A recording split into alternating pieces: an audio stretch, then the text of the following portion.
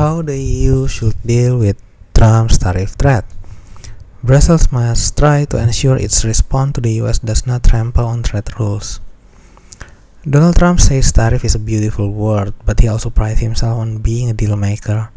So the EU approach to the president-elect tariff threat suggested by European Central Bank President Christine Lagarde in an FT interview, not to retaliate but to negotiate. Makes sense, at least initially. Any EU offer to buy more US goods to head off a rancorous trade war should, though, be backed up by the understanding that the bloc is ready to retaliate robustly if the returning president does up for punitive tariffs. Trump would surely seize on anything less as a sign of weakness.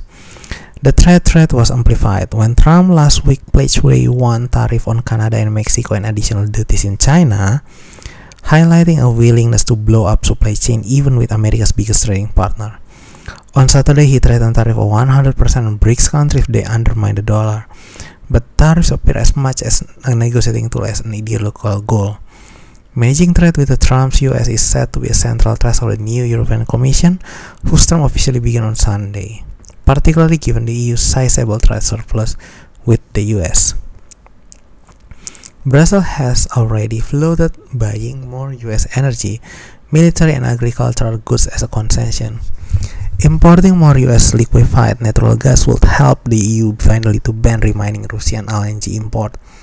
Europe will need US-made weaponry too if it is to shoulder more of the burden of defending Ukraine. This approach neatly targets two Trump priorities at once. The EU can say it is bolstering its energy and military security while helping US producer. But the European Commission is right to keep a stick to hand as well as carrot, with plans to hit back if Trump plumps for tariff. It is understood to have drawn up retaliatory duties that would particularly hit Republican-led US states.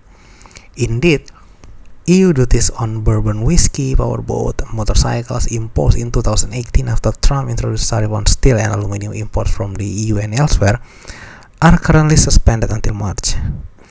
They could provide a bargaining chip, though Trump seems to care relatively little what hits to the US real economy from his arm twisting on trade. Maintaining EU unity over its response will be vital given the temptation for member states to seek US favors to protect their own interests. To improve the chances of the global trading system weathering the Trump storm, Brussels should also try to ensure and deal with the US and respond to potential collateral damage from Chinese imports diverted from the US does not right roughshod over trade laws. The 2018 package offered by then Commission President Jean-Claude Juncker that fended off US tariffs on EU car export, which Brussels approach today partly echoes, banned some internal EU rules but was not a terrible abrogation of WTO law.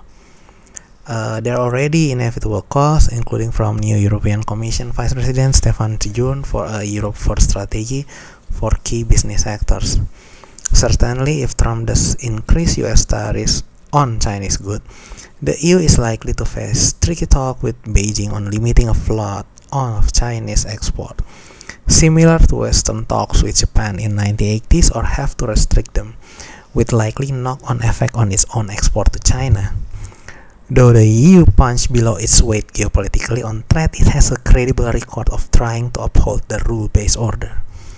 Onerous trade-offs lie ahead, but even as it seeks to defend Europe's economic interests, Brussels should do all it can to remain positive force on trade, rather than being sucked into the vortex of an all-out trade war.